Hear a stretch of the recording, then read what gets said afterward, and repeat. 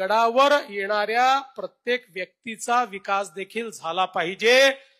आमचा हा बीड जिल्हा जो सातत्याने दुष्काळाच्या छायेत आहे त्याला दुष्काळातनं बाहेर काढलं पाहिजे, आमच्या मराठवाड्याला दुष्काळातनं बाहेर काढलं पाहिजे।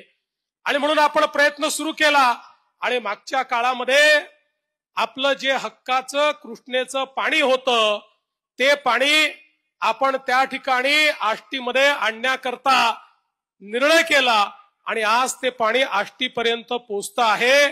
पण तिथपर्यंत केवळ पोहोचून चालणार नाही, अख्ख्या जिल्ह्याला त्या ठिकाणी आपल्याला पाणीदार करायचं आहे आणि तोच आमचा प्रण आहे।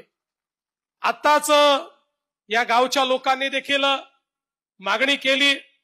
खरं म्हणजे आताची आमची परिस्थिती अशी आहे की एका हौदात पाणी आहे आणि प्रत्येकाला त्याच हौदातनं पाणी हवंय, पाणी वाढत नाहीये, मागणारे वाढतायत, त्याच्यामुळे एक मोठं संकट तयार झालंय।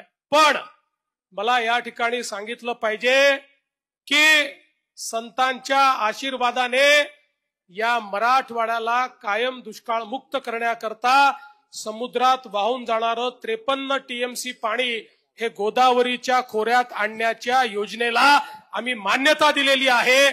आता त्याचे आराखडे तयार होत आहेत आणि आमचा प्रयत्न आहे की या वर्षाच्या शेवटी किंवा पुढच्या वर्षी हे काम आम्ही सुरू करणार आहोत, ज्यातनं या मराठवाड्याला कायमचं दुष्काळ मुक्त करणार आहोत।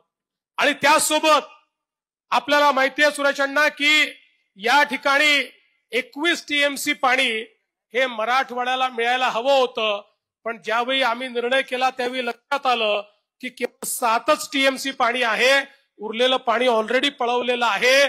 पण आता काळजी करू नका, आता जे कृष्णा कोयनेला जो पूर येतो त्या पुराचं पाणी आम्ही वर्ल्ड बँकेच्या माध्यमातनं, वळण बंधाऱ्याच्या माध्यमातनं या संपूर्ण परिसरामध्ये आणण्याच्या योजनेला मान्यता दिलेली आहे।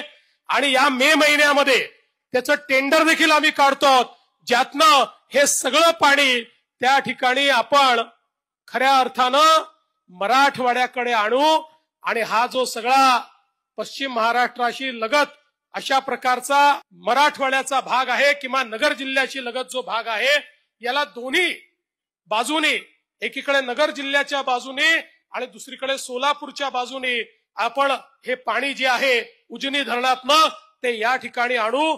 अशा प्रकारचा जवळपास म्हणजे आपल्याला आश्चर्य वाटेल 30 टीएमसी पाणी हे त्या ठिकाणी वळण बंधाऱ्याच्या माध्यमातून आपल्याला प्राप्त होत आहे। आणि म्हणून हा जो काही एक साधारणपणे विवाद असतो, कुठेतरी नगर जिल्हा आणि नाशिक आणि नगर एकत्रितपणे आणि मराठवाडा एकीकडे अशा प्रकारच्या ज्या भानगडी होत असतात या कायमच्या आपल्याला त्या ठिकाणी संपवायच्या आहेत।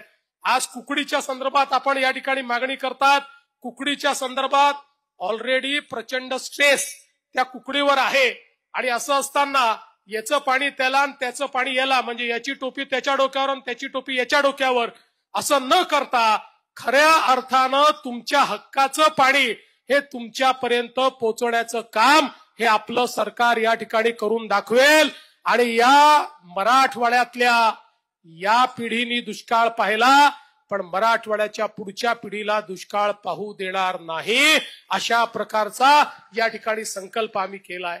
लेटेस्ट अपडेट्स और ताजा तरीन खबरों के लिए टीवी1 इंडिया लाइव को सब्सक्राइब कीजिए और नोटिफिकेशन पाने के लिए बेल आइकॉन को दबाना मत भूलिए।